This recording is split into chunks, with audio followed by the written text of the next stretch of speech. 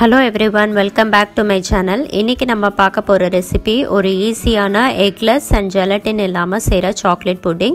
இந்த வீடியோ பார்க்கிறதுக்கு முன்னாடி இதுவரைக்கும் என் சேனல் சப்ஸ்கிரைப் பண்ணாதவங்க கண்டிப்பா சப்ஸ்கிரைப் பண்ணுங்க. இப்போ இந்த ரெசிபி எப்படி செய்யறதுன்னு பார்க்கலாம். முதல்ல ஒரு கடாய் எடுத்துக்கோங்க. ஆனா அடுப்பு வந்து இப்போ நீங்க ஆன் பண்ண வேண்டாம். ingredients எல்லாமே mix பண்ணிட்டு நம்ம அதுக்கு அப்புறம் அடுப்பு ஆன் பண்ணிக்கலாம். முதல்ல ஒரு 1/4 கப் sugar சேர்த்துக்கோங்க. அடுத்து அதில வந்து 2 டேபிள்ஸ்பூன் கோகோ பவுடர் சேர்த்துக்கோங்க.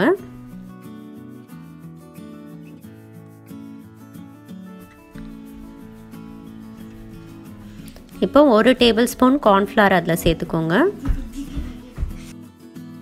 எல்லாமே நல்லா mix பண்ணி விடுங்க. எல்லா dry ingredientsம் நல்லா mix பண்ணனும். mix பண்ணிட்டு இந்த ரெசிபிக்கு வந்து மொத்தமா 1 கப் பால் தேவைப்படும். 1 கப் காய்ச்ச பால் அதில் வந்து நம்ம 1/2 கப் பால் மட்டும் தான் இப்போ சேர்க்க போகிறோம் முதல்ல.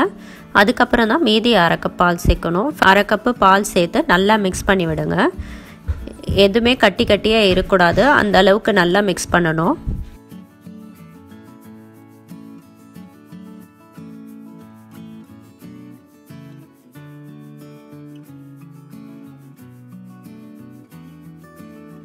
இப்போ அடுப்பு ஆன் பண்ணிடுங்க. ஆன் பண்ணிட்டு மீதி இருக்க 1/2 கப் பால் சேர்த்துக்கோங்க.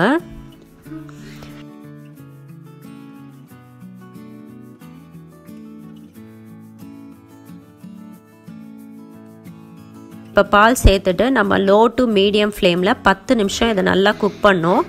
10 நிமிஷம் அப்புறம் பார்த்தீங்கன்னா நல்லா ஓரளவுக்கு திக்காயிடும். இப்போ அடுப்பு ஆஃப் பண்ணிவிட்டு அதில் வந்து 1/4 கப்பு டார்க் சாக்லேட் சின்ன சின்னதாக உடச்சி ஆட் பண்ணுங்கள். உங்ககிட்ட டார்க் சாக்லேட் இல்லைன்னா நீங்கள் சாக்கோ சிப்ஸும் சேர்த்துக்கலாம். 1/4 கப்னா கிட்டத்தட்ட ஒரு 25 கிராம் டார்க் சாக்லேட். அடுத்து அதில் 1/2 டீஸ்பூன் வெண்ணிலா எசன்ஸ் சேர்த்துக்கணும். அப்புறம் 2 டேபிள் ஸ்பூன் ஃப்ரெஷ் க்ரீம் சேர்த்துக்கணும்.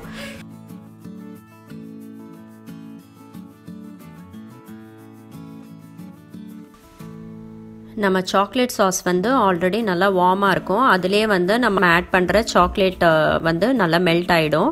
இப்போ எல்லாத்தையும் நல்லா மிக்ஸ் பண்ணி விட்டுட்டு நீங்கள் எந்த பவுலில் சர்வ் பண்ண போகிறீங்களோ இல்லை எந்த கிளாஸில் சர்வ் பண்ண போகிறீங்களோ அதில் மாற்றிட்டு ஃப்ரிட்ஜில் 2 மணி நேரம் வச்சுடுங்க. ஸோ 2 ஹவர்ஸ்க்கு அப்புறம் நீங்கள் அதை வெளியே எடுத்துகிட்டு நீங்கள் கார்னிஷ் பண்ணலாம். நான் வந்து ஃப்ரெஷ் க்ரீம் யூஸ் பண்ணுறேன் கார்னிஷ் பண்ணுறதுக்கு. ஸோ மேலே வந்து கொஞ்சம் ஃப்ரெஷ் க்ரீம் ஊற்றிட்டு அதுக்கப்புறம் கடைசியாக கொஞ்சம் சாக்லேட் வந்து கிரேட் பண்ணி விடுறேன். இந்த ஒயிட் அண்ட் ப்ரௌன் காம்பினேஷன் பார்த்தீங்கன்னா பார்க்குறதுக்கே ரொம்ப பியூட்டிஃபுல்லாக இருக்கும். இது வந்து நீங்கள் வீட்டில் ஏதாவது கெட் டுகெதர் இல்லை பார்ட்டி அதை மாதிரி டைம் கூட இது செய்யலாம். இந்த ரெசிபி வந்து ரொம்ப ஈஸி.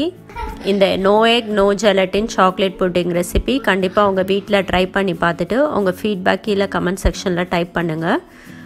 சீக்கிரம் உங்களை இன்னொரு இன்ட்ரெஸ்டிங் வீடியோவோட மீட் பண்ணுறேன். நன்றி, வணக்கம்.